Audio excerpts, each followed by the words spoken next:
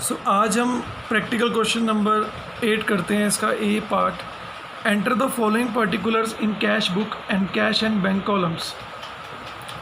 बेटा सबसे पहले हमारे पास जो है बैलेंस दिया हुआ है कैश इन हैंड का और कैश एट बैंक का। मैंने आपको लास्ट वीडियो के अंदर बताया था कि ये आपका पॉजिटिव बैलेंस माना जाता है। इसे लिखते हैं हम to balance brought down. Amount जो कैश में था 2000 उसको कैश में लिखेंगे और जो अमाउंट 12,000 बैंक में था उसे हम बैंक में लिखेंगे। Then we have receive cash from Madhav.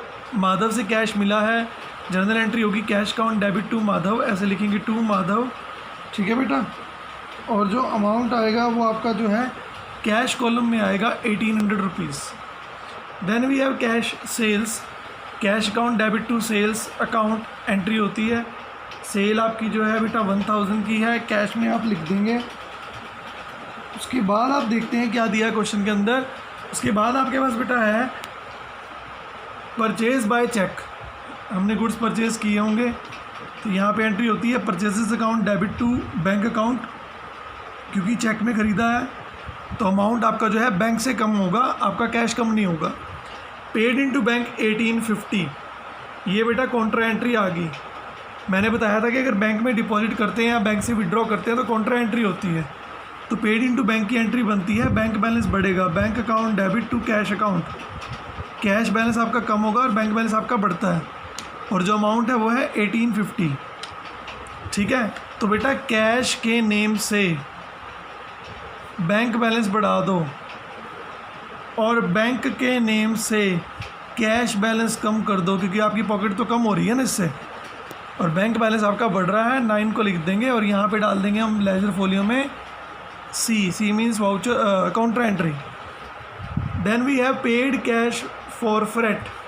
Freight यानी कि एक तरह से किराया जो है वो हमने पे किया, तो बाय फ्रेट चार्जेस बोल सकते हैं, कन्वीनियंस भी एक्सपेंसेस भी बोल देते हैं। 54 रुपीज़ हम यहाँ पे कैश में लिखेंगे। Drew from bank for office use, again contra entry आ गई।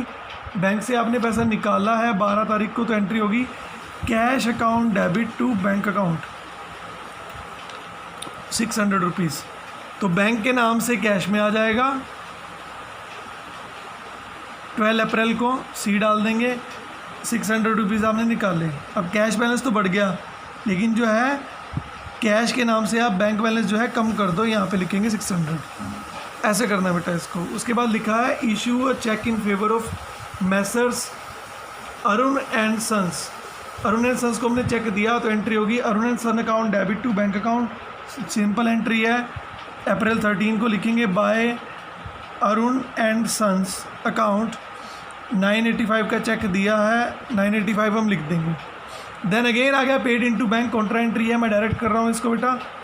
बैंक में जमा करवाया तो बैंक बैलेंस बढ़ता है, तो कैश के नाम से आप बैंक बैलेंस को बढ़ा दो 715 और बैंक के नाम से कैश बैलेंस कम कर दो, बस। उसके बाद drew cash for his son birthday. Son के बर्थडे से जो हमने जो कैश निकाला, ये ड्राइंग्स होती हैं, एंट्री होती है drawings account debit to cash account 175 rupees जो है उसने निकाले हैं। उसके बाद receive a cheque from Naveen. Naveen से चेक रिसीव हुआ और हमने सेम डे बैंक डिपॉजिट करवा लिया चेक को, तो एंट्री होती है bank account debit to what याद आया कुछ, name of the person, credit the giver, Naveen के नाम से होगी एंट्री 380 रुपीज़ की, बैंक में डालेंगे इसको। उसके बाद कैश सेल्स है आपकी, cash account debit to sales हम लिख देंगे, 200 रुपये कैश में आ जाएंगे, यहाँ कुछ भी नहीं है। Drew from bank for office use, office use के लिए हमने पैसा निकाला। अगेन कॉन्ट्रा एंट्री है, कैश आ रहा है तो बैंक के नाम से सी डाल के कैश में लिख लो। ये भी 200 है और बैंक बैलेंस कम हुआ, बाय कैश के नेम से बैंक बैलेंस कम कर देंगे, क्रेडिट साइड में लिखेंगे, पेमेंट वाली साइड में। नेक्स्ट है purchase furniture 1000 and payment made by cheque. Furniture लिया, एंट्री होगी furniture account debit to bank account. ये आपने है 1000 की पेमेंट इसकी की चेक से। नवीन का जो चेक था डिसऑनर हो गया और बैंक ने 5 रुपये चार्ज लगा दिए बेटा। जब चेक जो है डिसऑनर होता है तो एंट्री रिवर्स हो जाती है। पहले तो बैंक अकाउंट डेबिट टू नवीन थी, अब नवीन अकाउंट डेबिट टू बैंक होगा, तो यहाँ पे लिखेंगे बाय नवीन और बैंक चार्जेस में ऐड कर देंगे जितने का चेक था।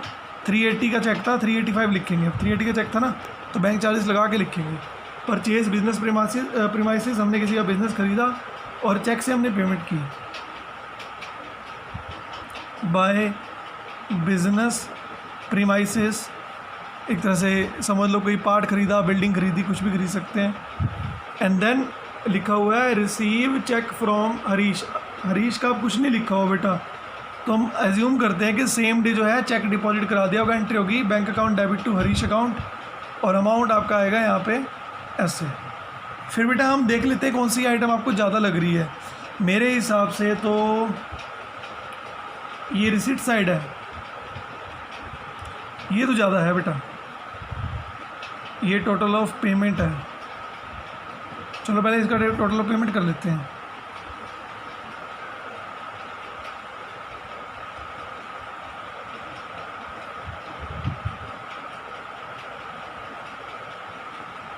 $15,915 ही है। अब ये साइड तो कम है,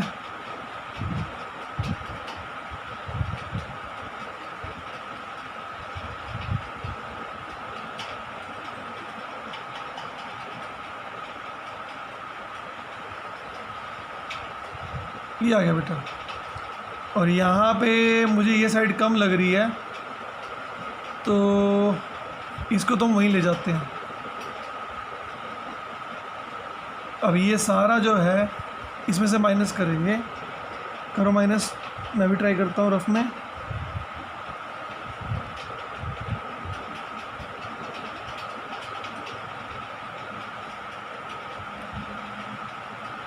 $295 आ रहा है बेटा।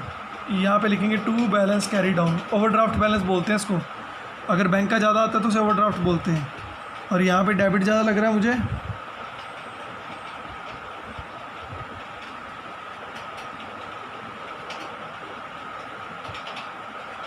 ये 2000 था, 5800 है, 5800 को यहाँ ले आओ और ये माइनस कर लो इसमें से,